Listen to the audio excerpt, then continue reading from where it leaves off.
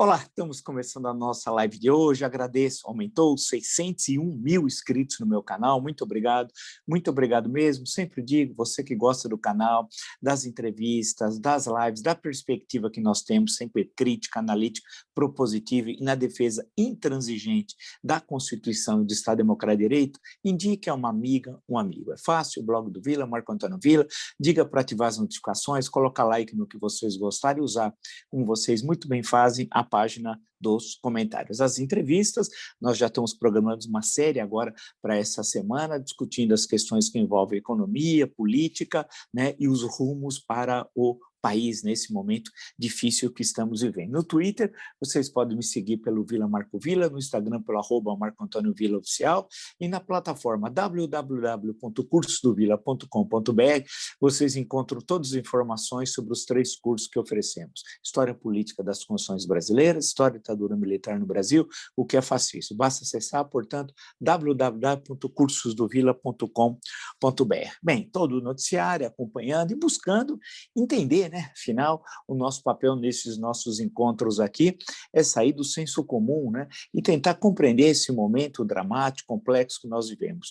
Eu sempre insisto numa tese central que a crise que estamos vivendo em 2020 e 2021, e infelizmente pode ser que até em 2022, né, é uma crise única na história do Brasil republicano. Na tipologia das crises do Brasil República, essa aqui tem uma particularidade que nenhuma das anteriores teve, não só, primeiro, pela longevidade, é a mais longa crise da história do Brasil republicano e a mais profunda por atingir todas as instituições. E tem uma variável tenebrosa, que é a pandemia, que não teve em 1930, na Revolução de 30, em 1945, por exemplo, na queda de Getúlio Vargas, em 1954, no suicídio de Getúlio Vargas, em 1955, no mês de novembro, todos aqueles acontecimentos de golpe contra golpe para garantir a posse de Juscelino Kubitschek em janeiro do ano seguinte, eleito em outubro de 55, também não tem nada a ver com a crise de agosto de 1961 e a posse em setembro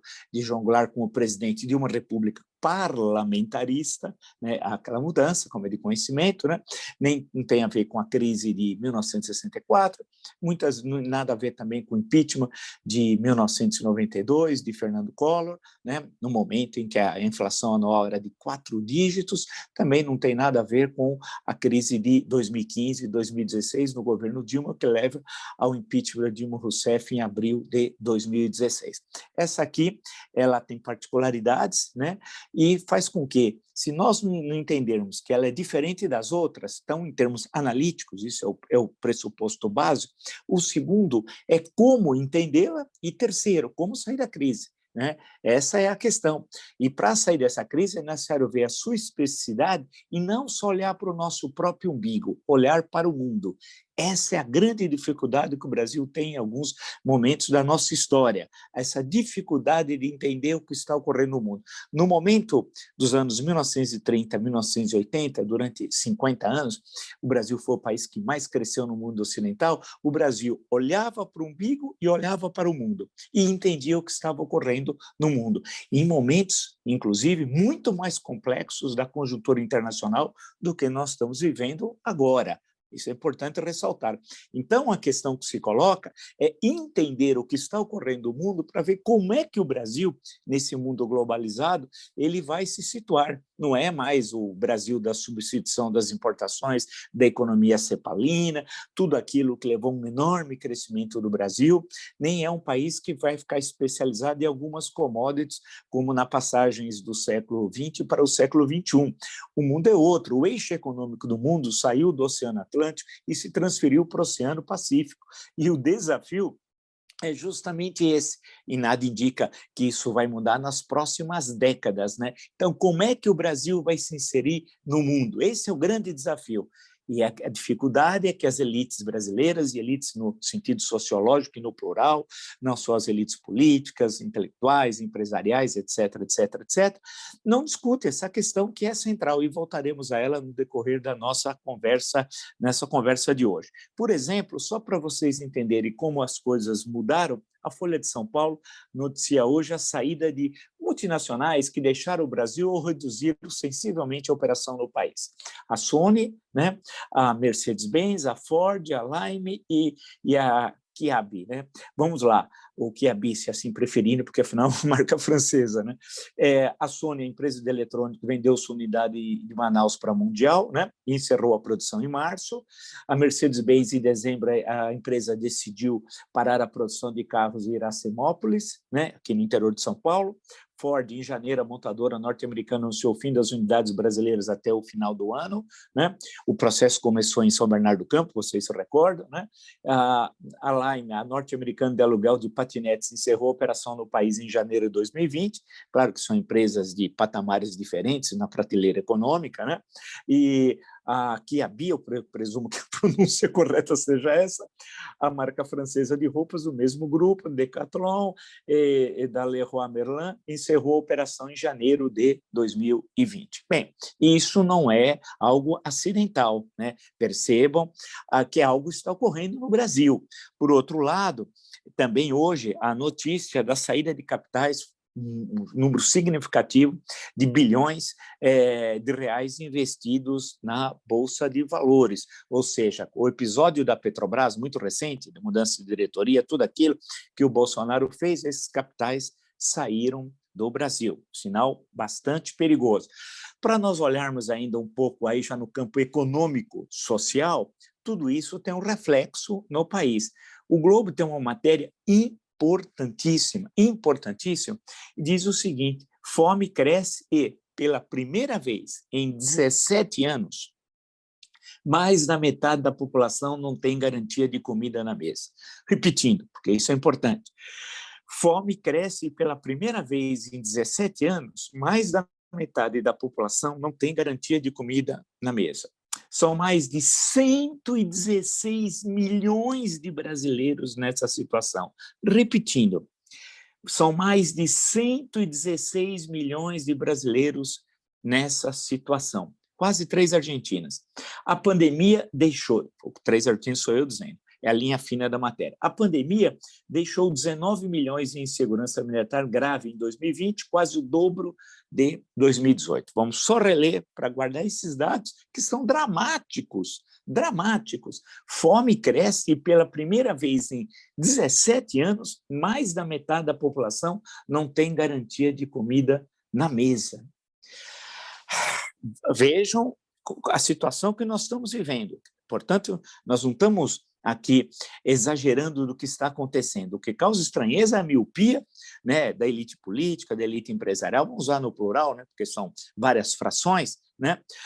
Por outro lado, eu estava lendo noticiário, quem acompanha vendo os episódios ali da Ucrânia com a Rússia, uma situação complicada. A Ucrânia fez parte da União Soviética, depois, quando ela, no início dos anos 1990, há uma desagregação da União Soviética e uma dúzia e meia aproximadamente de repúblicas, né? Uma delas a Ucrânia. Ali tem as questões que envolvem a Crimeia, lembrar um livraço do Orlando Figes sobre a Guerra da Crimeia, tem aqui, excelente e tal, mas nós estamos referindo, no caso, da Guerra da Crimeia do século XIX, né? Tem até um romance do grande Tolstói. É difícil falar qual é o melhor escritor da literatura russa do século XIX, porque a concorrência é muito grande. Vamos dizer, então, um dos grandes escritores, que aquele chama-se Sebastopol, tal, e livraço, tal, e entre outros, né? Mas eu estava lendo a matéria da Folha de São Paulo, diz o seguinte: em mais uma escalada na crise no leste da Ucrânia, né, o presidente do país disse que apenas sua admissão na Aliança Militar Ocidental, na OTAN, entenda-se, poderá encerrar a guerra que matou 13 mil pessoas desde 2014. Portanto, em 7 anos de conflito, ali na região leste da Ucrânia, né, que deu até problemas no campeonato, quem sabe, né, tem o Shakhtar Donetsk, né, muitos brasileiros que começam a mandar os seus jogos em Kiev, na capital da Ucrânia, etc. Tal. Bem, para aqueles que veem o mundo pelos olhos do futebol, só para lembrar. Então, olha a crise em 7 anos, de 13 mil mortos na guerra não declarada, não explícita, entre a Ucrânia, a região leste da Ucrânia, com a Rússia. Bem, no Brasil, sem um tiro, Em um ano, e não em 7, sem um tiro, nós já temos aqui 336 mil mortos. Sem um tiro, em um ano, temos 336 mil mortos. Na Ucrânia, durante 7 anos, na guerra com a Rússia, 13 mil mortos, e o presidente ucraniano, extremamente preocupado com tudo que está ocorrendo, quer entrar na OTAN, porque acha que dessa forma contém os ímpetos russos na região leste da Ucrânia. Alguém vai dizer assim, o que isso significa? Significa muito. Significa muito, né? Há algo de estranho. Se o conflito na Ucrânia abala toda aquela região, isso não é de hoje, e as repercussões geopolíticas, né? E se a Ucrânia aderir à OTAN, isso vai dar problemas sérios com a Rússia, né? E todo aquele jogo geopolítico naquela região, com 13 mil mortos em 7 anos, aqui no Brasil, sem um tiro, morreram até hoje 336 mil pessoas e ninguém falou nada. Nada, nada, nada. Hoje, eu estava lendo também na imprensa internacional, o mundo tem medo do Brasil.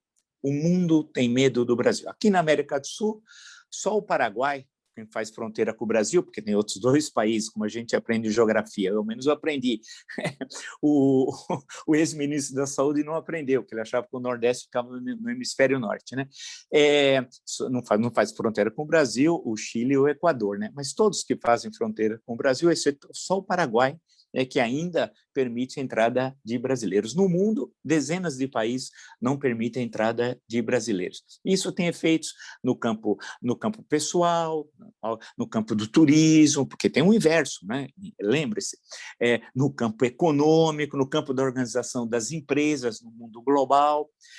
Então, o cenário é extremamente preocupante, o cenário é dramático que nós estamos vivendo.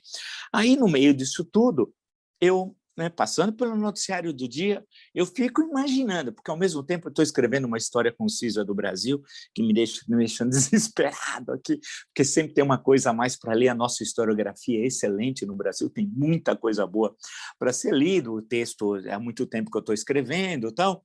Aí, ao mesmo tempo que eu fico lá estudando as minhas coisas, estava acompanhando o noticiário. E aí vi essa notícia, que também tem em outros jornais, eu estou citando a Folha, mas tem também no Globo, no Lauro Jardim. Quarta-feira, aqui em São Paulo, vai ter um jantar com o Bolsonaro, com um empresário aqui que não é da área produtiva, está promovendo um jantar para grandes empresários, apesar que tem alguns ali que não são grandes, mas tudo bem, eles chamam de grandes empresários, para discutir. Aí eu achei maravilhoso. Ai, que saudade do Roberto Simples, mas o Roberto Simples era do setor produtivo, esse é de um setor que não agrega valor à sociedade, não produz valor. Essa dá uma boa discussão, me lembrando de textos, quando eu fazia economia. Isso aqui não agrega valor nenhum, esse empresário, pelo trabalho que ele faz, não agrega valor à sociedade. Ao contrário, vive da insegurança. Vamos lá, diz esse senhor, nós estamos aqui, é o que está patrocinando o jantar. Nós estamos aqui para fazer uma agenda positiva e resolver os problemas. Não é para trazer crise. Não, crise não. Continua ele. Aqui é papo construtivo. Que maravilha! Nem o Cândido dizia isso. Ele nem sabe quem é o Cândido, porque nós estamos tratando com a caterva bolsonarista. Vamos continuar. Tudo que for para construir para o Brasil vai ser falado e pedido. Eu vou repetir o que ele disse para depois dizer a conclusão. Roberto Simples, quando eu falo do Roberto Simples, é um grande líder empresarial do século XX, historiador também, tem muitos livros, um deles uma história econômica do Brasil, né? Eu imagino o que ele diria desse senhor que não é da área produtiva, não agrega valor a coisa alguma e que vive da insegurança na sociedade. Diz o seguinte, esse senhor, quando eu falei Cândido, ele nem sabe o que é o Cândido, né? Ele acha que é algum funcionário dele. Nós estamos aqui para fazer uma agenda positiva. Puxa vida, olha os dados que eu citei hoje. E resolver os problemas. Quer dizer, nesse jantar, com essa caterva que lá vai estar presente, estarão resolvidos problemas em nome de Jesus, que grande parte deles, né, todos são cristãos evangélicos. Eu acredito piamente, em nome de Jesus, acho que eles vão até orar antes de começar o jantar, né? São pessoas boas. O Bolsonaro que ela vai se representar está cheio de sangue nas mãos. Ele matou 336 mil brasileiros. É um assassino. Mas ele está convidado para esse jantar com essas grandes pessoas, luminares. Ele disse, então, não estamos aqui para fazer uma agenda positiva e resolver os problemas, não é para trazer crise. Crise, não. Ele vive aonde? Na Finlândia? Crise, não. Aqui é papo construtivo. Então, falar de crise, isso é de um reacionarismo, de uma mediocridade. Né? Eu ouço isso desde quando eu era pequenininho, acho que eu estava em São José do Rio Preto, na rua Bernardino de Campos, eu via gente falar isso. Olha, não vamos fazer crítica é destrutiva.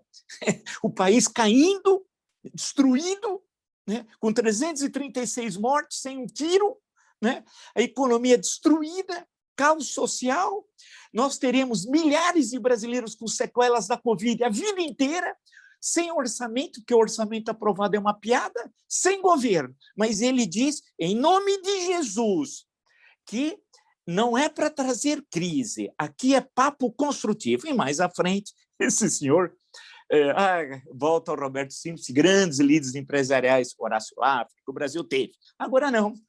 Esse se diz líder empresarial. Hein? E o presidente da República sai lá de Brasília, paga por você, pago por eu, pago todos nós para jantar com essa caterva.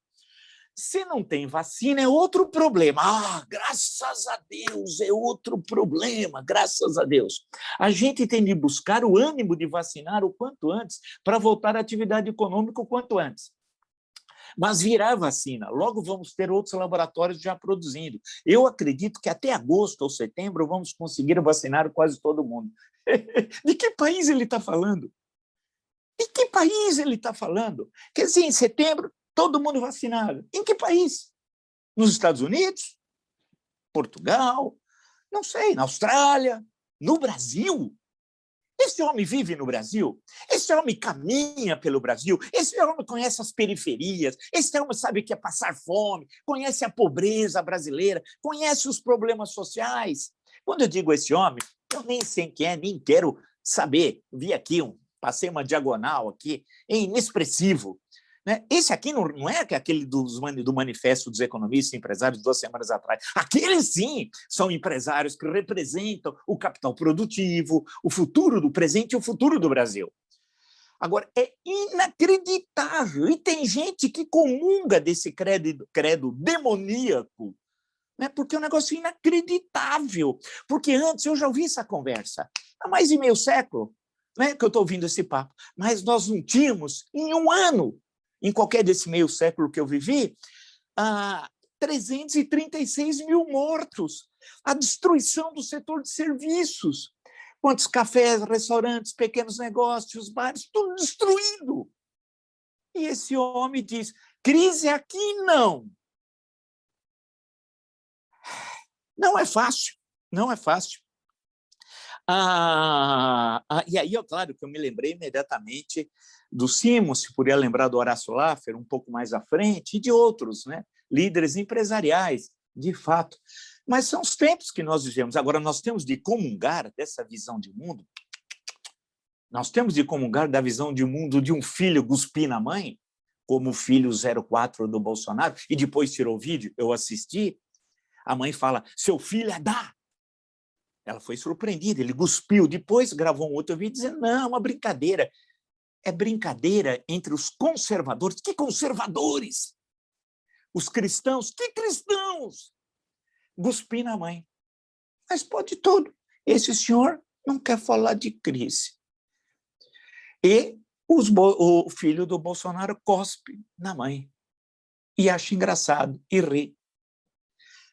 Esse não é o meu Brasil, acho que não é o seu também, tenho certeza. Há algo de errado com o nosso país. Né? O Bolsonaro continua sendo o Bolsonaro. E o Brasil assiste passivamente o genocídio. Algum manifesto vai resolver o problema? Uma fala? Uma entrevista? Não, né? Ação política, sim. Usar a Constituição, sim. Vamos em frente. Aí, enquanto isso, o criminoso Bolsonaro tá na luta. Né?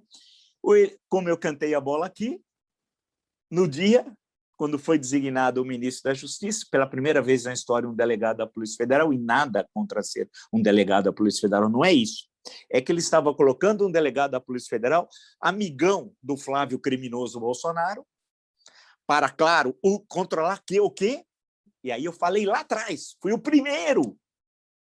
Quando apareceu a notícia, eu já cantei a bola para vocês. Controlar a Polícia Federal. E fazer com que a Polícia Federal seja, primeiro, esconder os crimes da família Bolsonaro. Segundo, tomar ciência de investigações sigilosas. Terceiro, coagir adversários. Vai ser isso.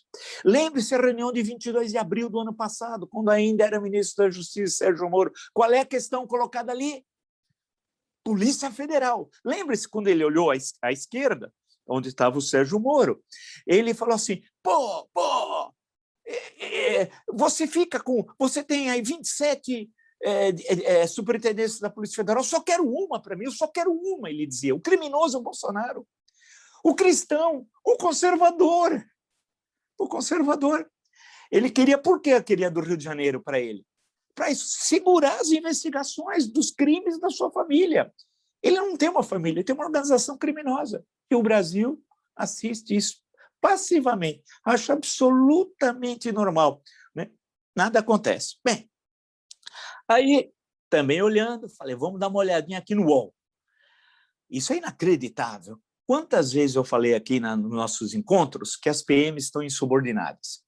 As polícias militares estão insubordinadas, elas não atendem os governadores.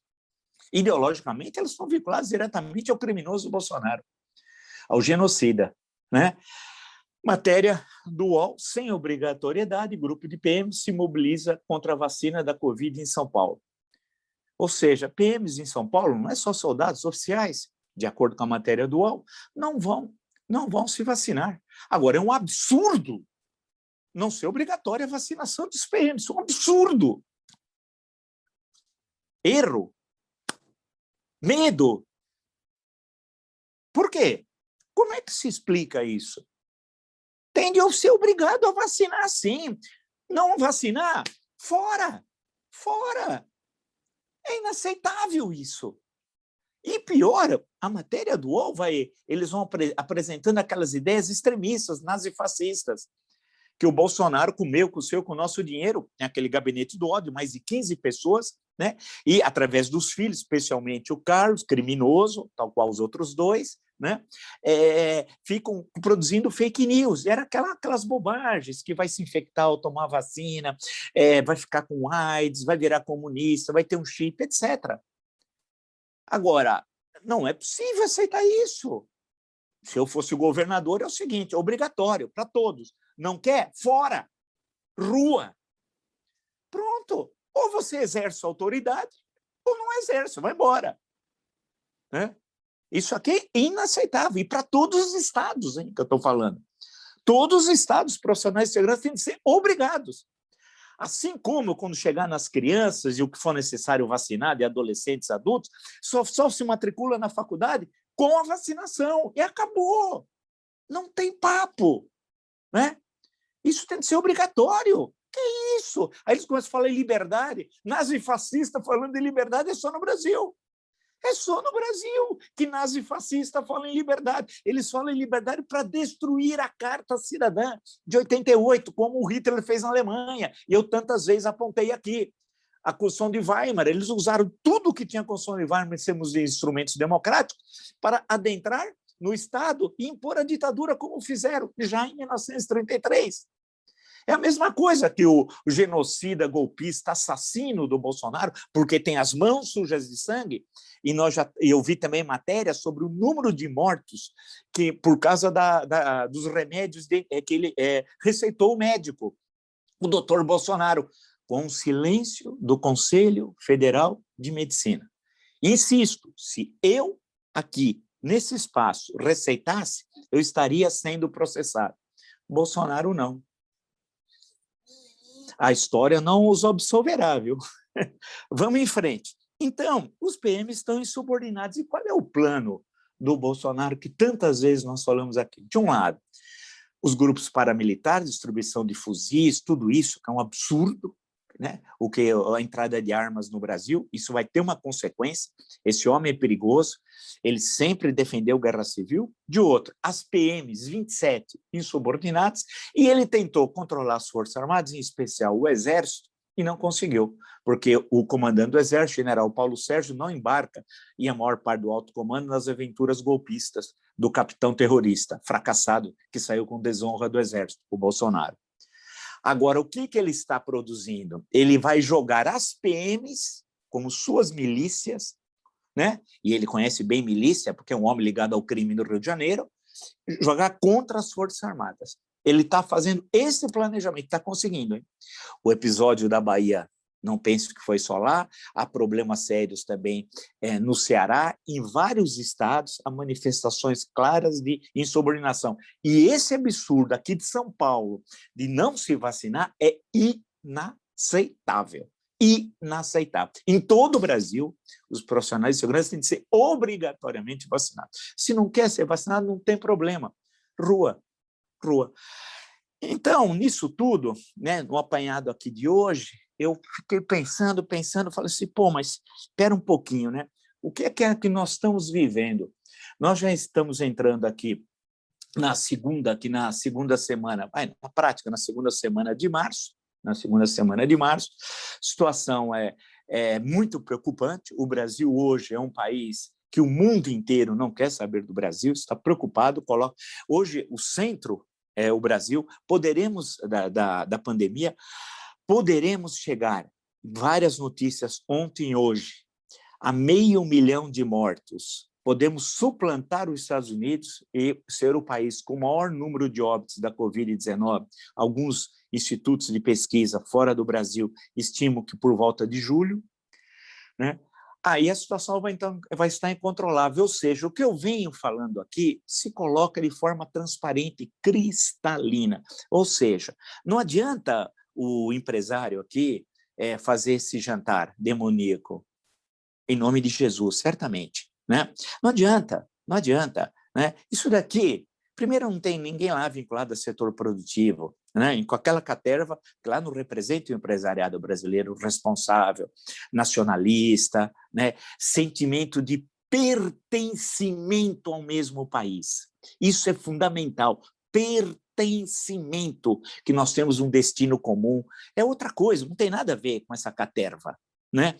Então, quando você vê essa questão das PMs, a questão do número de mortes, eu peguei o exemplo da Ucrânia como comparação. As questões econômicas, vocês sabem que tem outras extremamente graves, né, que nós já conversamos aqui no nosso canal, nas entrevistas e outras que eu já estou organizando, né, outras entrevistas discutindo seriamente o que vai acontecer conosco, né, tendo em vista que haverá uma recuperação mundial, a China vai puxar essa recuperação e os Estados Unidos também com Biden, ali os dois vão puxar, a recuperação vai ser bastante acentuada nos Estados Unidos, né, porque está realizando um processo de vacinação em massa, e a economia vai se recuperar, e a China deve crescer em torno, alguns estimam 8%, outros positivo, né, outros 9%. E o que vai acontecer conosco? Deveremos ter algum tipo de crescimento positivo, mas no segundo semestre, porque o primeiro está perdido, extremamente tímido. Agora, e se aprofundar o caos social? E o número de... Não, vamos lá, né? E o número dos que passam fome? Vocês acham que 116 milhões que vivem essa situação, que não tem garantia de comida na mesa, vão ficar quietos? Ou vão ter essa leitura desse empresário aqui? Críticas não, hein? Críticas não. Não queremos saber de críticas. Você acha? Se eu estiver passando fome, não vou ficar com a minha barriga roncando e com meus filhos morrendo de fome, com a minha família morrendo de fome, como vocês também. Ou seja, nós estamos caminhando para um cenário desastroso. E o que me chama a atenção é a passividade, né? Não adianta só soltar manifesto, é uma luta de 24 horas, 7 dias por semana, 30 dias por mês e todo mês. Senão, esse assassino vai destruir o país. É necessário dar um basta. E nós temos caminhos institucionais que estão determinados pela Constituição, caramba. Não é que nós não temos o que fazer, não é um fenômeno da natureza, olha, temos um furacão que eu posso fazer contra um furacão. No máximo é proteger onde moro, do desastre. Vai ter desastre, mas perder menos.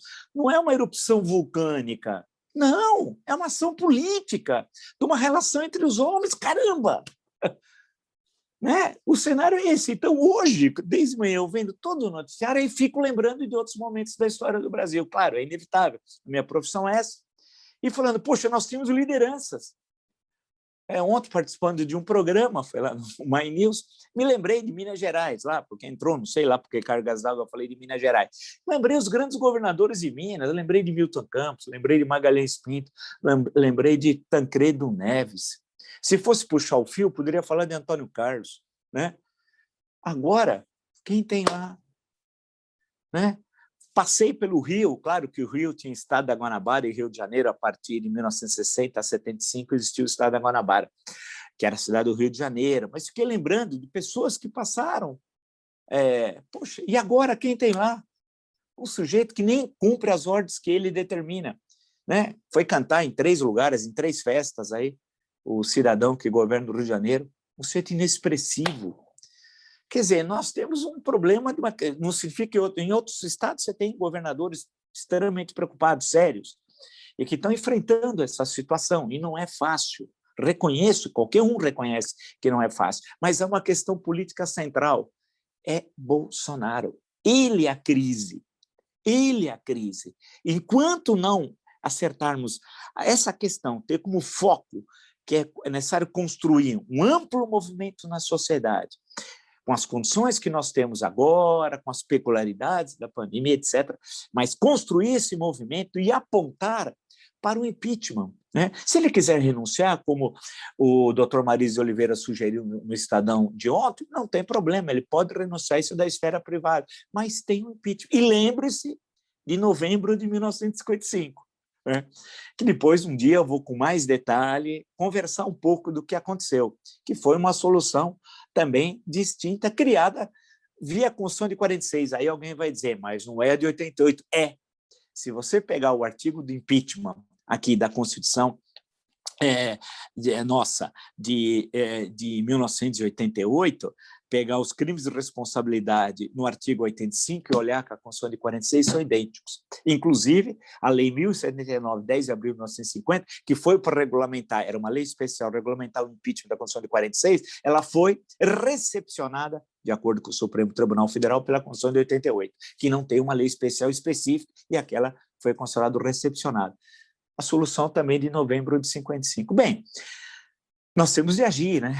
Porque o genocídio continua. Não dá para acreditar se a Ucrânia, 7 anos de guerra no leste da Ucrânia com a Rússia, o presidente ucraniano, corretamente, está desesperado, com os 13 mil mortos, nós aqui no Brasil, em um ano, tivemos 336 mil mortos. 336, quase que, 2,5 vezes, mais um pouco, do que teve na Ucrânia. 2,5 vezes, não. Se fosse multiplicar, passa por 10, 20, multiplica por 30 aqui, né? É 25 aqui. Por 25 vezes, você chega aproximadamente ao número de mortes que nós tivemos aqui sem um tiro. Sem um tiro. Mas tendo na presidência um anjo exterminador, um assassino, Jair Bolsonaro.